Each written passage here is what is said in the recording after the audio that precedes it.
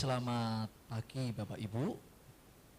Puji Tuhan, pada pagi hari ini kita akan belajar satu tema kebenaran yang saya beri judul Allah sebagai pusat kehidupan. Allah sebagai pusat kehidupan, Bapak Ibu. Bapak Ibu dan saudaraku, memang kita tidak dapat memungkiri bahwa tema-tema seperti ini, Allah sebagai pusat kehidupan, Allah sebagai tujuan kehidupan, ini adalah tema-tema yang sudah sangat umum, sudah sering kita dengar Bapak Ibu. Dan ini menjadi tema yang sudah sangat familiar di telinga kita. Namun yang menjadi pertanyaannya adalah, apakah kita sudah sungguh-sungguh, apakah kita sudah sungguh-sungguh menjadikan Allah sebagai pusat kehidupan kita? Ini yang perlu diperkarakan. Amin. Kalau hanya sekedar tema, judul-judul khotbah, mungkin ini bagian dari judul khotbah yang sudah terbiasa kita dengar Bapak Ibu. Tetapi yang menjadi persoalannya begini Bapak Ibu. Apakah Bapak Ibu sudah sungguh-sungguh menjadikan Allah sebagai pusat kehidupan kita Bapak Ibu? Atau jangan-jangan judul-judul khotbah yang mengarahkan atau mengajarkan tentang Allah sebagai pusat kehidupan, Allah sebagai penguasa tunggal di dalam diri kita. Jangan-jangan ini hanya sekedar kalimat euforia. Boleh dong kita curiga. Pak, apa itu euforia, Pak? Euforia itu perasaan ekstrim, perasaan yang tidak realistis terhadap kesejahteraan fisik dan emosional. Kelihatannya damai, kelihatannya itu sukacita Bapak Ibu. Tapi itu hanya casingnya. Jangan-jangan kita berkeadaan seperti itu Bapak Ibu. Kita hanya menjadi orang Kristen yang euforia. Makanya saya melihat bahwa tidak sedikit orang Kristen yang membangun damai sejahtera semu, Bapak Ibu. Kelihatannya baik-baik, tapi sebetulnya di dalam hatinya itu penuh dengan kepahitan, penuh dengan kebencian, penuh dengan amarah. Tapi seakan-akan damai.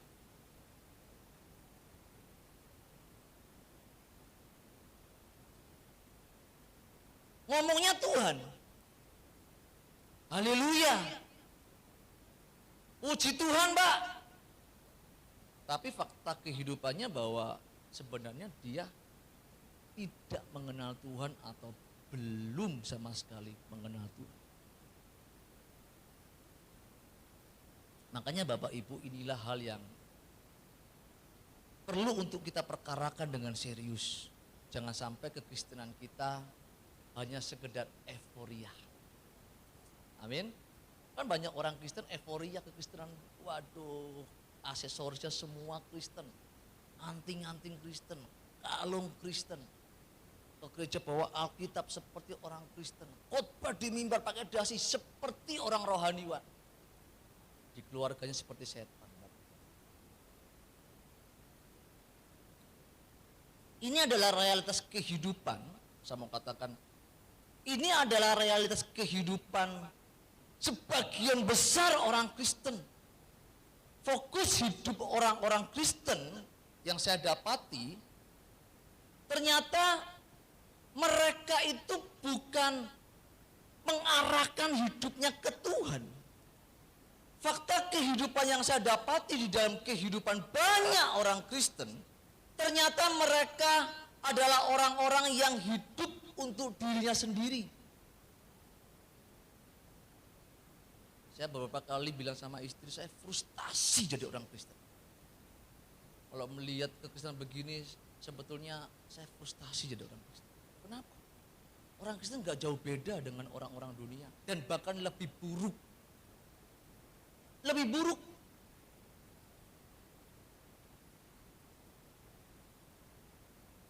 Dan saya melihat bahwa tidak sedikit orang Kristen yang lebih jahat daripada orang-orang yang di luar kekristenan, Bapak Ibu. Mereka menjadikan Tuhan hanya sebagai slogan dalam keagamaan.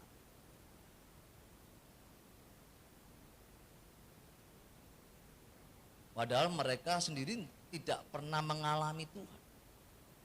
Sehingga Tuhan hanya menjadi sebuah teori dalam kehidupan. Theos teoritis. Hanya sebagai teori. Inilah yang sangat membahayakan kehidupan banyak orang Kristen. Kenapa, Pak? Karena Tuhan hanya sekedar teori. Tuhan tidak pernah dialami. Orang Kristen kenal Tuhan hanya dari kata pendeta, kata pembicara. Dan mereka sendiri tidak pernah mengalami Tuhan, Bapak Ibu. Mengapa, Pak? Kok banyak orang Kristen menjadikan Tuhan hanya sebagai teori? Kan ini sangat membahayakan kehidupan orang-orang Kristen, Pak. Ingin tahu Bapak Ibu jawabannya apa?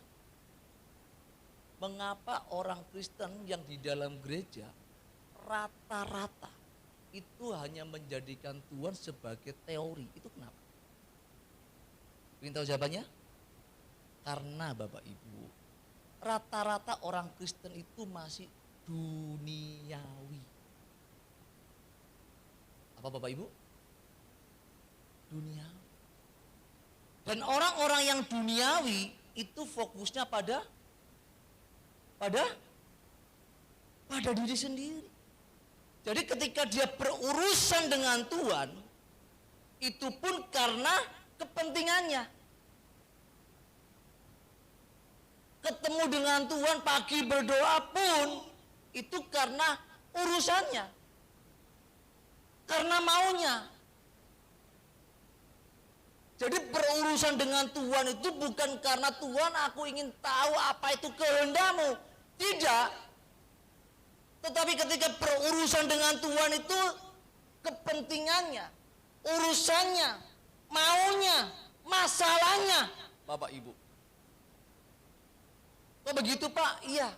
Supaya masalah duniawinya selesai. Persoalan dirinya selesai. Tuhan menjadi apanya? Jadi jongosnya.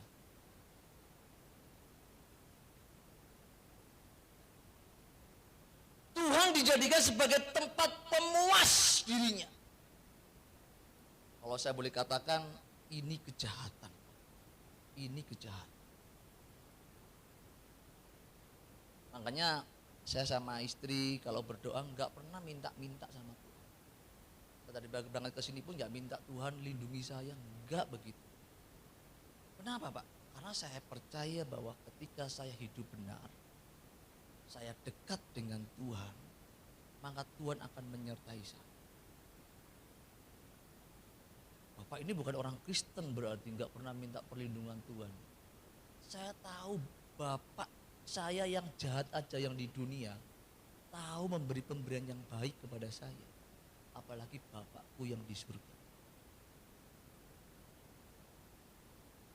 Jadi gimana, Pak? Ya proporsional aja lah. Proper aja lah. Oke? Saya katakan kalau seseorang hanya menjadikan Tuhan sebagai pemuas dirinya, itu adalah kejahatan yang sangat besar, Bapak Ibu. Saya kasih contoh begini.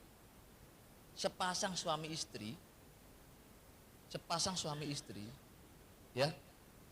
Kalau salah satu pasangannya itu hanya menikmati pasangannya tanpa pasangannya menikmati dirinya, itu kejahatan. Paham? Jadi kalau Bapak Ibu hanya menikmati Tuhan tanpa Tuhan menikmati kita, itu kejahatan. Sampai sini paham? Paham? Saya beberapa kali mendengar pasangan suami istri itu marah dengan pasangannya karena kenapa? Dia egois, Pak. Dia hanya mementingkan dirinya sendiri. Dia hanya menikmati saya untuk kepentingannya. Saya menjadi alat pemuas dirinya. Itu kejahatan. Bapak Ibu, itu kejahatan. Makanya begitu pula ketika kita membangun hubungan dengan Tuhan. Bapak Ibu tidak boleh hanya menikmati Tuhan. Bapak Ibu juga harus bisa dinikmati Tuhan. Kalau orang beragama nggak peduli, nggak persoalkan ini Bapak Ibu. Ya nggak apa-apa itu orang beragama. Tetapi kekristenan itu berbeda. Bapak Ibu sebagai umat yang diciptakan oleh Tuhan untuk maksud besar dari Allah Bapa di surga, maka Bapak Ibu tidak bisa tidak harus dapat dinikmati Tuhan. Kenapa begitu Pak? Ya kekristenan bukan agama. Kekristenan itu berbicara mengenakan gaya hidup Tuhan. Seperti Yesus, Bapak Ibu. Jadi kalau kekristenan tanpa mengenakan pribadi hidup Tuhan Yesus, maka Bapak Ibu bukan orang Kristen. Jika Bapak Ibu tidak mengenakan gaya hidup Tuhan. Amin. Pak, tapi saya rajin ke gereja Pak. Bukan garansi saya mau katakan. Saya menjumpai begitu banyak orang Kristen yang rajin ke gereja, yang rajin berdoa, yang rajin berpuasa, yang rajin doa. Mereka duniawinya itu banget. Banyak Bapak Ibu. Banyak. Jadi jangan berpikir orang kalau sudah khotbah di mimbar pakai dasi punya titel pendeta. Bukan jaminan. Amin. Makanya seringkali saya bilang, lihat buahnya. Lihat buahnya. Lihat keluarganya. Lihat anak-anaknya. Amin. Di mimbar khotbahin jemaat, anaknya hamil di luar nikah. Coba. Khotbah di mimbar, anaknya narkoba. Khotbah di mimbar ngotbahi jemaat, anaknya tinggalkan iman kekristenan. Coba. Kalau tokoh agamanya aja begini, gimana umatnya? Makanya menjadi seorang rohaniwan di dalam kekristenan itu harus mematikan segala kedagingan. Buahnya harus ditunjuk. Tidak hanya cakap berbicara. Saya sering kali bilang apa? Kalau ngomong begini Bapak Ibu, 4 tahun sekolah teologi bisa ngomong begini. Sering saya bilang begitu ya. Sering loh saya bilang begitu. Yang sulit itu bukan ngomongnya, bukan susun khotbahnya. Yang sulit itu mempraktekkan kebenaran ini dalam kehidupan kita setiap hari. Makanya banyak sekali orang Kristen itu menjadikan Tuhan sebagai teori. Itu karena hidup keduniawiannya begitu kental Bapak Ibu. Sehingga Tuhan dijadikan sebagai pemuas. Pemuas dirinya Bapak Ibu.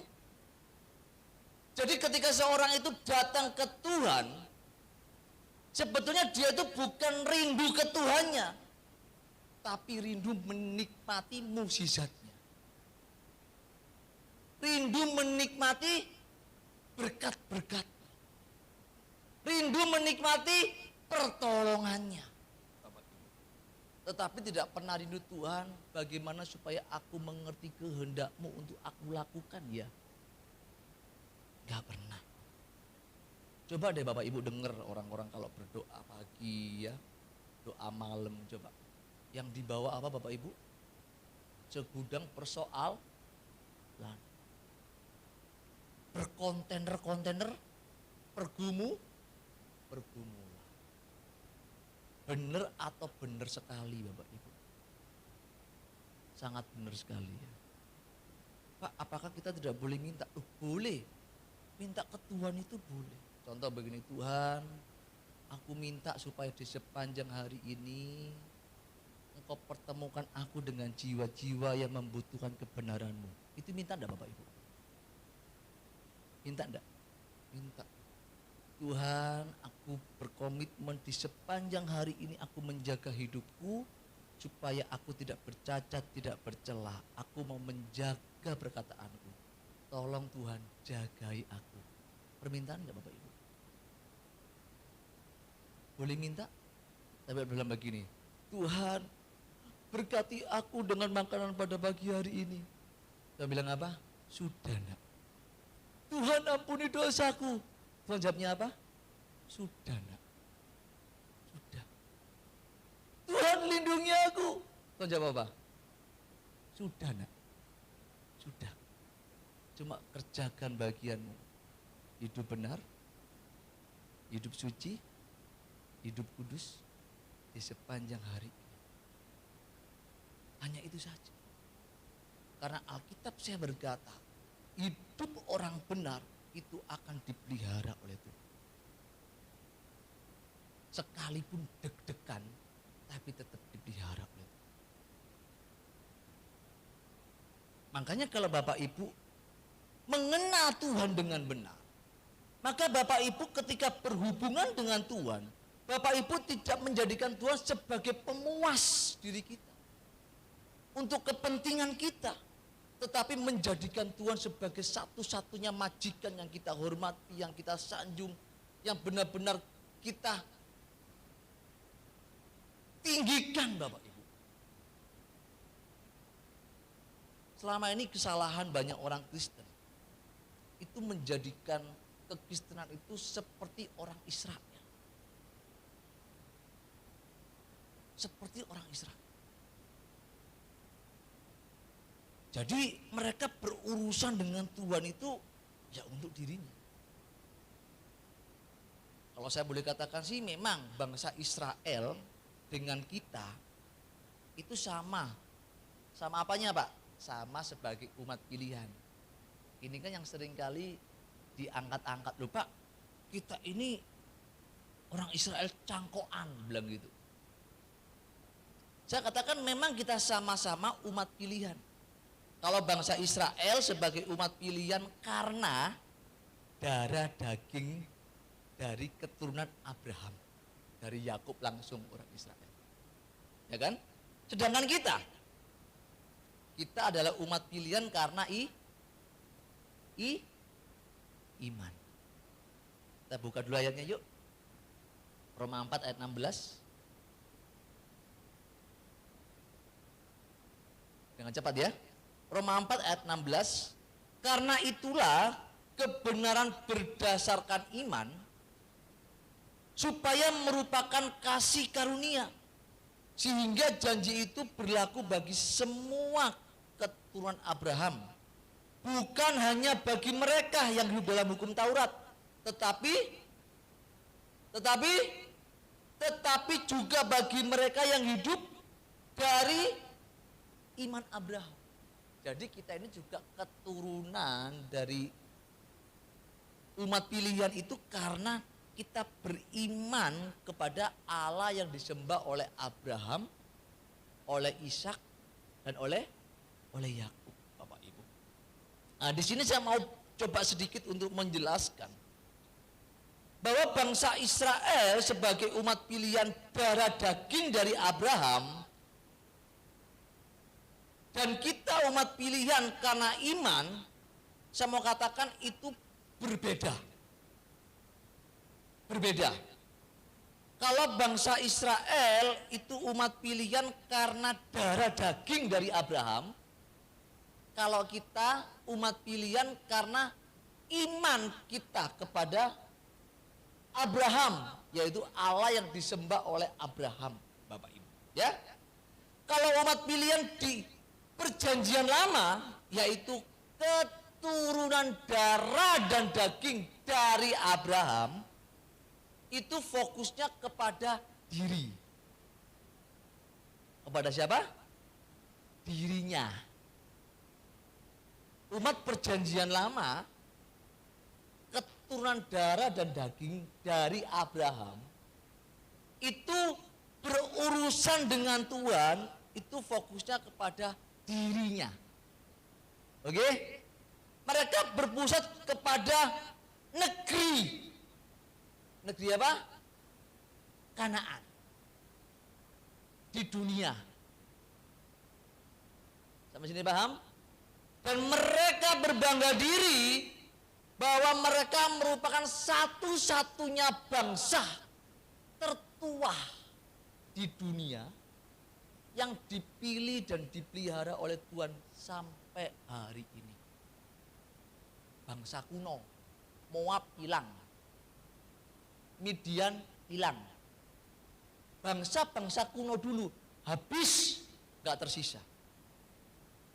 Di zaman postmodern ini, bangsa kuno yang masih ada dan merupakan satu bangsa yang mendukung teknologi di dunia. Orang-orang pintar semua dari mana? Dari Yahudi, dari Israel. Setuju ya? Setuju ya? Mereka berbangga sebagai umat bangsa yang dipilih oleh Allah, Bapak Ibu.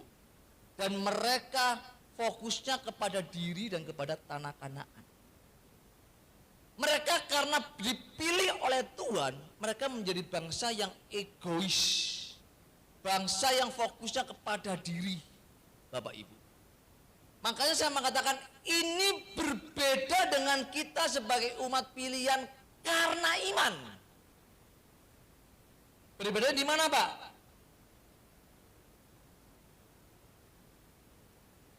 Kalau orang Kristen, umat perjanjian baru, itu fokusnya bukan kepada diri, tetapi kepada Kristus. Kepada siapa Bapak Ibu? Kepada Kristus. Umat perjanjian baru, anak-anak Allah di umat perjanjian baru, itu fokusnya kepada teosentris, kepada Allah, Bapak Ibu. Umat perjanjian baru tidak mengenal tanah perjanjian di bumi. Berbeda dong. Kalau umat Israel fokusnya kemana? Tanah perjanjian di Kanaan. Sedangkan umat perjanjian baru itu tidak mengenal tanah perjanjian di bumi. Apalagi di Kanaan, Pak. Enggak kenal. Sebab status orang percaya, umat perjanjian baru itu statusnya bukan dari dunia ini. Sehingga fokusnya bukan di tanah perjanjian di bumi. Amin. Karena kita sebagai orang percaya, yang percaya kepada Yesus, fokusnya kepada Yesus, kepada Bapa di surga, maka fokus kita adalah di langit baru dan bumi yang berbeda. Berbeda. Makanya Bapak Ibu di dalam Yohanes 14 ayat di Yohanes 14 ayat 1 sampai dengan ayat yang ketiga, Tuhan dengan tegas mengatakan begini. Janganlah gelisah hatimu. Percayalah kepada Allah, percayalah juga kepadaku. Di rumah Bapakku banyak tempat tinggal. Tuhan telah menunjukkan bahwa tujuan orang Kristen itu bukan di tanah perjanjian di bumi, tetapi di mana? Di rumah Bapa di surga. Di rumah Bapakku banyak tempat tinggal. Jika tidak demikian, tentu aku mengatakannya kepadamu. Sebab aku pergi ke situ untuk apa Bapak Ibu? Untuk menyediakan tempat bagi orang-orang yang taat kepadanya.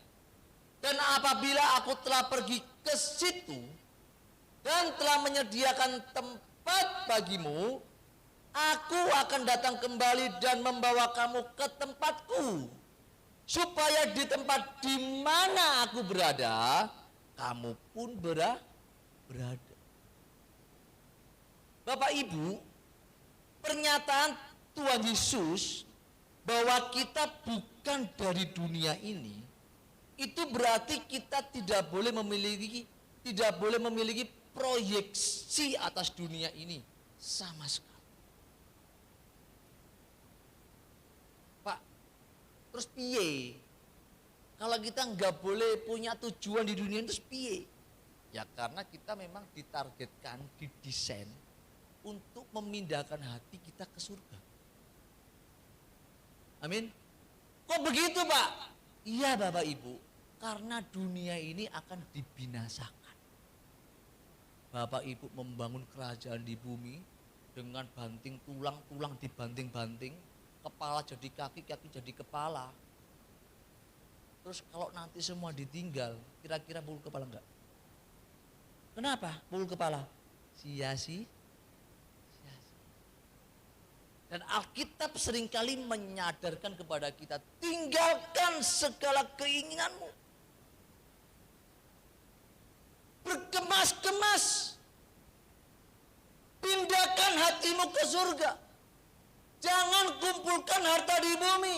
Di bumi itu ada ngengat, karat, merusak semuanya.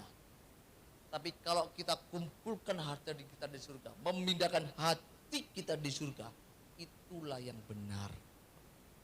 Amin. Makanya Tuhan tidak menunjukkan bahwa kita tidak boleh membangun percintaan di dunia ini sama sekali. Tidak boleh, Bapak Ibu. Tetapi yang menjadi persoalan yang sangat sulit untuk diajarkan kepada orang-orang percaya adalah, kenapa kok sulit, Pak? Ya karena orang Kristen sudah terlanjur duniawi. Orang yang duniawi itu nggak bisa ketemu Tuhan, Bapak Ibu. Orang yang masih mencintai dunia nggak bisa mencintai Tuhan. Kalau Bapak Ibu mencintai Tuhan tapi mencintai dunia, itu artinya kita sedang berselingkuh dengan Tuhan. Bayangkan kalau saya mencintai istri saya, kemudian saya juga masih mencintai perempuan yang lain. Kira-kira istri saya bilang apa? Kamu selingkuh ya? Benar atau benar sekali, Bapak Ibu? Halo? Benar kan? Jadi kalau Bapak Ibu punya pasangan tapi masih mencintai yang lain, itu artinya selingkuh. Kalau Bapak Ibu mengatakan aku mengasihi Tuhan, Alkitab mengatakan kamu tidak bisa mengabdi kepada dua Tuhan. Gak bisa. Barang siapa membangun percintaan dengan dunia, ia menjadikan dirinya musuhnya Allah. Itulah Bapak Ibu sebabnya, itulah sebabnya mengapa orang Kristen hanya menjadikan Tuhan sebagai teori. Ya karena keduniawiannya yang begitu kuat itulah yang membuat dirinya tidak pernah mengalami Tuhan di sepanjang hidupnya.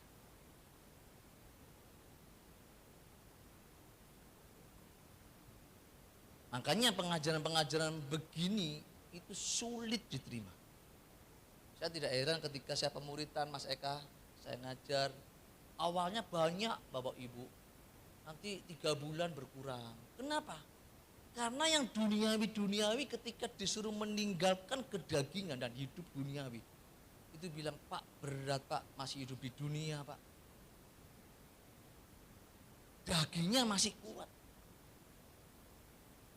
Maka saya mau katakan inilah yang sulit diterima oleh orang Kristen yang duniawi, Bapak Ibu. Sulit, Bapak Ibu. Di dalam Lukas pasal 9 ayat 57 sampai 58, Bapak Ibu di situ bisa baca, yaitu ketika Tuhan didatangi oleh seseorang ini datang kepada Yesus, kemudian dengan pede bilang begini, Tuhan, aku akan ikut Engkau, kemana saja Engkau pergi Tuhan? Tuhan jawabnya bukan boleh atau tidak. Malah Tuhan bilang begini, serigala punya liang, burung punya sarang, tapi dengerin ya, anak manusia tidak mempunyai tempat untuk kepalanya. Untuk meletakkan kepalanya, anak manusia nggak punya tempat. Serius ikut aku. Ini kan pertanyaan pernyataan Tuhan yang sangat lucu kalau saya bilang. Ini orang bilang begini, Tuhan aku mau ikut engkau. Kan cukup jawab gini, boleh atau tidak kan? Setuju? Tapi Tuhan jawabnya berbeda loh. Burung punya sarang, serigala punya liang. Anak manusia nggak punya tempat untuk meletakkan kepala. Loh, apa sih hubungannya ini? Tuhan kok jawabnya bertele-tele tuh. Bertele-tele tuh. Ya. Seakan-akan Tuhan itu kok nggak langsung jawab boleh gitu selesai kan. Tapi Tuhan kok jawabnya bertele-tele seakan-akan. Tidak Bapak Ibu. Sebenarnya pernyataan Tuhan mengatakan bahwa boleh atau tidak boleh itu punya muatan yang sungguh sangat berarti bagi saya Bapak. Mengapa Pak? Mengapa Pak? Kan sebenarnya ketika orang ini bertanya Tuhan aku mau ikut engkau. Ini kan merupakan pernyataan yang luar biasa ya. Coba bayangkan Bapak Ibu kalau ada orang bukan dari Kristen tiba-tiba datang ke Pak Gus. Pak Gus, aku mau jadi Kristen Pak Gus. Kira-kira ini pernyataan luar biasa atau enggak Bapak Ibu? Halo? Tiba-tiba nih orang bukan Kristen datang ke Pak Gus ini. Pak Gus, aku mau jadi Kristen Pak Gus. Apapun yang terjadi, aku mau ikut Pak Gus. Seharusnya Pak Gus jawabnya apa? Puji Tuhan. Yes. Setuju atau setuju? Tapi Pak Gus jawabnya begini Pak Gus. Burung punya sarang. Serigala punya liang. Tapi anak manusia tidak punya tempat untuk meletakkan kepala. Coba kira-kira kalau Bapak Ibu ketemu Pak Gus begini jawabannya apa? Pak Gus kok jawabannya begitu? Ya kan? Saya bilang pernyataan ini luar biasa sebetulnya. Seharusnya kan Tuhan bilang ya boleh lah. Kalau saya boleh mengatakan sih, kalau saya boleh melihat bahwa sebetulnya Tuhan bisa pasti atau pasti berkata boleh Bapak Ibu. Tetapi yang perlu untuk dipahami oleh orang-orang yang mengatakan aku mau ikut Tuhan, ini perlu Bapak Ibu perhatikan. Bukan hanya ngomong ya, ini yang Bapak Ibu perlu perhatikan. Pertanyaan boleh atau tidak boleh yang Tuhan akan sampaikan itu bukan karena persoalan kata bolehnya atau kata tidak bolehnya. Kalau boleh, kalau Bapak Ibu boleh menjadi orang yang percaya kepada Tuhan, ini yang perlu Bapak Ibu perhatikan. Orang-orang yang bersedia ikut Tuhan, bersedia mengikut Yesus, itu berarti orang itu harus perhatikan, harus mengenakan cara hidup Yesus. Sama lagi ya, ini soalnya agak sulit untuk menjelaskan. Tuhan aku mau ikut engkau. Tuhan tidak jawab boleh atau tidak boleh, tapi dia bilang burung punya tempat, serigala punya tempat, anak manusia tidak punya tempat. Itu artinya begini, kalau Bapak Ibu ikut Tuhan, maka tidak bisa tidak Bapak Ibu harus mengenakan gaya hidup Tuhan. Terus kalau enggak mengenakan gaya hidup Tuhan, Tuhan pasti bilang begini, tidak boleh. Pak aku mau ikut Tuhan Pak, percaya Yesus, tapi aku mau mengumbar duniawiku. Tuhan pasti bilang dengan tegas begini, tidak boleh ikut saya. Tapi kalau kita bilang Tuhan aku mau ikut engkau, aku mau mengenakan gaya hidupmu, Tuhan pasti bilang begini, ayo ikuti teladan. Tetapi yang menjadi persoalannya begini Bapak Ibu, banyak orang mulutnya ngomong aku percaya Tuhan, aku mengasihi Tuhan, aku mau melayani Tuhan, tapi hidupnya duniawi. Coba stres atau stres Bapak Ibu, pusing loh. Ngomongnya Tuhan Bapak Ibu, tapi keduniawiannya itu diumbar, dipupuk, dirami sampai netes jadi dosa Bapak Ibu. Dan ini merupakan kehidupan kekristenan yang tidak dapat dipungkiri. Saya dulu 10 tahun yang lalu mungkin, 10 tahun, 12 tahun yang lalu, lebih mungkin, saya melayani di LP. LP itu tahanan Bapak Ibu di penjara, saya melayani di penjara. Itu yang ada di sana yang kita layani itu bukan orang non muslim. Yang saya layani di penjara itu orang-orang Kristen. Itu ada namanya Yohanes, ada namanya Lukas, ada namanya Matius. Coba bayangkan. Dan itu bukan sedikit. Banyak Bapak Ibu. Kalau ibadah minggu itu sampai satu hall itu penuh tahanan orang Kristen. Tentu ini sangat melukai hati Tuhan, Bapak. Dan tentu ini juga mencoreng wajah kekristenan. Makanya bicara ikut Tuhan itu bukan seragam kita Kristen. Amin. Bukan aksesoris kita Kristen. Bukan karena kita membawa Alkitabnya orang Kristen. Tetapi yang perlu diperkarakan adalah apakah Bapak Ibu benar-benar menjadi orang Kristen yang mau mengenakan gaya hidup Tuhan. Itu yang penting. Saya sering kali bilang sama Pak Kus gak penting jemaat banyak sedikit. Yang penting bersedia hidupnya mengenakan gaya hidup Tuhan. Pak, kalau khotbah seperti Pak Saiful jemaat saya habis. Gak apa-apa Pak, 2 orang pun yang penting masuk surga. Daripada banyak Bapak Ibu, semuanya durhaka sama Tuhan semua. Semakin banyak jemaatnya, semakin beban tanggung jawab Tuhan semakin besar. Makanya saya mengajak Bapak Ibu, ayo. Bapak Ibu tidak bisa tidak harus iring Tuhan itu totalitas. Gak boleh main-main. Amin. Amin ya. Harus begitu Bapak Ibu. Ketika seseorang Bapak Ibu tidak bersedia untuk menanggalkan gaya hidupnya. Tidak bersedia untuk mematikan kedagingannya.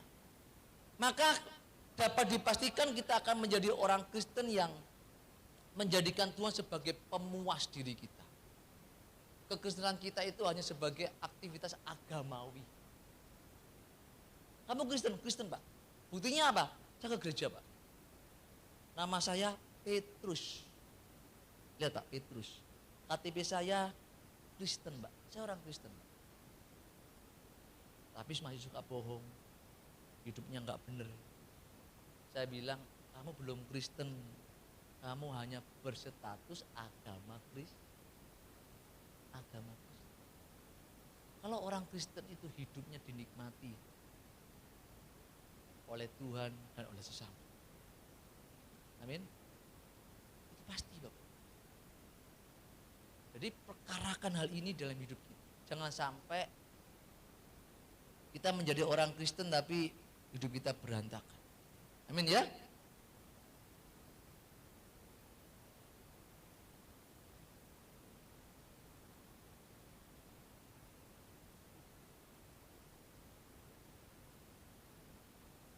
Ini Bapak Ibu perlu perhatikan ya. Orang-orang yang fokus hidupnya ke Tuhan, orang-orang yang hidupnya difokuskan kepada Tuhan, dirinya atau hidupnya itu tidak akan mudah dikecohkan oleh tipu daya dunia, Bapak Ibu. Seringkali yang mengecohkan kita itu apa Bapak Ibu? Masa. Yang paling berat itu ekonomi, Bapak Ibu. Saya sama istri usaha berkali-kali, perintis masih baru berkembang, jatuh lagi. Saya pernah khotbah di sini tentang standar hidupan Allah enggak Pak Agus? Pernah enggak ya? Pernah ya?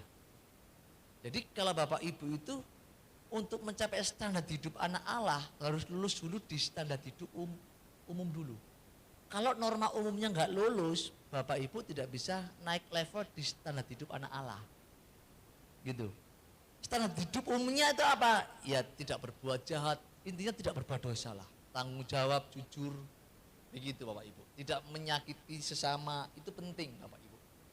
Kalau itu enggak lulus, tidak bisa naik di next level standar hidup anak Allah. Di standar awal ini Bapak Ibu, itu orang Kristen itu mau doa, Tuhan, aku mau mengasihi Engkau dengan sungguh-sungguh. Itu penyertaan Tuhannya itu nyata banget Bapak Ibu. Usaha, celing berhasil Bapak Ibu. Butuh apa, celing dapat Bapak Ibu. Tetapi kalau Bapak Ibu sudah next level di standar hidup anak Allah, sudah hidupnya benar, sudah tanggung jawab, sudah jujur. Kadang-kadang yang kita kerjakan tuh kok berat ya. Kita sudah ngampunin orang, Pak maaf ya Pak, saya sudah berbuat salah, diludahi. Terima pengampunanmu aku, coba. Ya kan? Kita sudah berbuat baik, masih dibenci. Itu sudah naik level di standar hidup anak Allah. Makanya Bapak Ibu, ketika persoalan kita itu menghimpit, kita ini bisa mengukur. Aku ini di posisi mana ya? Di posisi mana? Apakah aku masih di posisi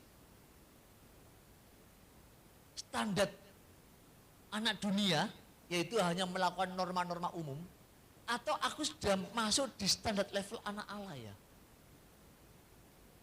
Amin. Kalau standar hidup anak Allah itu diuceknya lebih apa ya?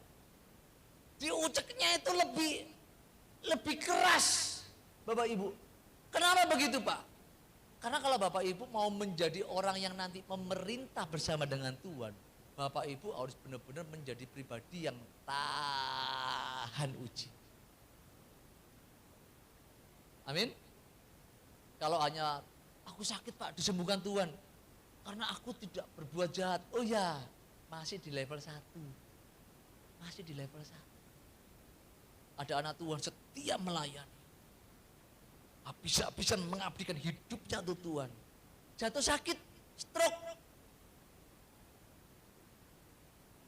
Siapa yang salah? Halo? Pak ini melayani Pak, nggak pernah berbuat dosa Pak. Hidupnya diabdikan untuk Tuhan. Stroke, sakit. Saya berkunjung ke hambanya, saya bilang, semangat Pak. Kalau Tuhan izinkan kita sakit untuk kemuliaan Tuhan, nikmati sakit kita Pak. Nah ini pendeta aneh Bapak Ibu. Kalau Bapak sakit dan Bapak diselamatkan, lebih baik sakit daripada nggak sakit nggak diselamatkan.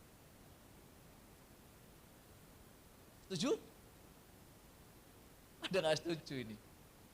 Saya mengatakan kalau Bapak Ibu sehat tapi terus menyimpang dari kebenaran, lalu sakit tapi menghidupi kebenaran. Kalau saya suruh doakan, saya berdoa Tuhan biar dia sakit terus. Kok begitu Pak? Kok nggak mendoakan supaya dia sembuh? Saya ini kalau mendoakan dia sembuh, kalau dia sehat, menyimpang dari kebenaran lagi. Supaya dia nggak menyimpang, lebih baik kamu sakit ya.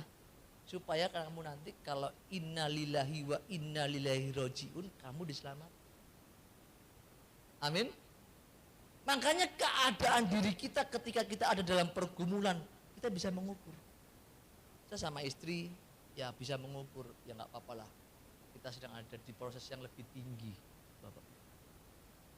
Saya bilang sama istri, ya proses kita ini berat, nikmati aja. Itu saya bilang gini, enak aja kamu suruh sabar terus. Nikmati aja saya, nikmati aja. Gak berhenti di usaha kita yang hancur Bapak Ibu.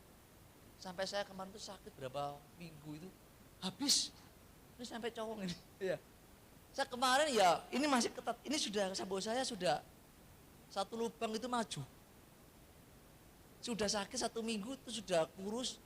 Kemarin sakit gigi saya Bapak Ibu. Gigi saya biasanya nggak apa-apa loh. Tiba-tiba berowak separuh dan nggak bisa makan, ngilu Bapak Ibu. Coba. Makannya susah. Makan bubur kemarin sempat makan bubur. Itu saya bilang Tuhan kok bertubi-tubi ya. Saya melihat ini proses di next level. Maka saya mau katakan begini loh, Bapak Ibu, kalau Bapak Ibu fokusnya ke Tuhan, maka Bapak Ibu tidak akan dapat dikecokkan dengan persoalan hidup. Kenapa? Karena ketika kita meninggalkan keduniawian kita, maka kita akan meraih Tuhan. Ketika kita meraih Tuhan, apapun gonjang-ganjing dunia ini, kita akan merasa aman dalam pelukan Tuhan. Amin. Kenapa begitu Pak? Ya karena Tuhan bukan lagi teori, Tuhan saya alami. Orang kalau sudah mengalami Tuhan itu nekat, Bapak Ibu. Bapak Ibu ingat kisahnya para murid Tuhan? Mereka orang-orang sederhana. Karena mereka mengenal Tuhannya. Mereka menurunkan Yesus dari salib. Mereka melihat Yesus ketika memanggul kayu salib dicambuk. Dia merawat merempah-rempahi jenazah Yesus. Dan dia melihat Yesus bangkit. Bersama-sama dengan mereka makan bersama. Dan mereka melihat Yesus naik ke surga dengan mata mereka sendiri. Apa mereka lakukan? Mereka nekat. Mereka nekat. Sekalipun diisukan, Yesus itu jenazahnya dicuri. Tapi mereka bilang, kami saksinya. Kami melihat Yesus bangkit dan naik ke surga. Kami saksinya. Bapak Ibu kalau belum mengalami Tuhan, Bapak Ibu tidak akan pernah dapat berkata, kami saksinya. Tidak bisa. Ngalami Tuhan? Belum Pak, hanya kata Pak Pendeta. Ngalami Tuhan? Belum Pak, hanya kata pembicara. Ngalami Tuhan itu gimana sih ngalami Tuhan? Bapak Ibu itu dalam seluruh kehidupannya diatur oleh Tuhan. Ketika ngalami masalah, Bapak Ibu melihat pertolongan Tuhan di masa-masa lalu, itu menjadi kekuatan bagi kita. Amin. Jadi persoalan hidup dunia ini kalau kita sudah ngalami Tuhan, itu enggak takut dengan mara bahaya. Oh itu kehidupan yang sukacita. Pak Kus waktu zaman Covid, Pak semuanya jatuh. Kita masih damai sejahtera Pak. Saya ingat pernyataan Pak Kus waktu itu. Mengapa begitu? Karena Pak Kus sudah mengalami Tuhan dan mengerti kebenaran. Tentu kebenaran ini harus diimpartasikan ke jemaat. Oke? Jangan menjadikan Tuhan sebagai teori. Jadikan Tuhan sebagai pribadi yang kita alami. Siap Bapak Ibu? Siap ya? Syaratnya apa untuk alami Tuhan? Syaratnya apa? Meninggalkan keduniawian. Karena Bapak Ibu masih pegang dunia, pegang Tuhan, Bapak Ibu berselingkuh. Kalau berselingkuh itu ujung-ujungnya perceraian. Kalau Bapak Ibu sudah diceraikan Tuhan, nangis-nangis nanti. Serius Bapak Ibu. Makanya sebelum Tuhan ceraikan kita harus berbenah diri, Tuhan aku mau setia kepadamu. Apapun yang terjadi, aku tetap memandang Engkau sebagai perlindunganku. Wah, itu keren. Siap berjuang dengan saya Bapak Ibu ya? Siap ya? Oke, Tuhan berkati. Amin. Mari kita angkat pujian yang terakhir tadi, Mas Eka. Seperti rusa yang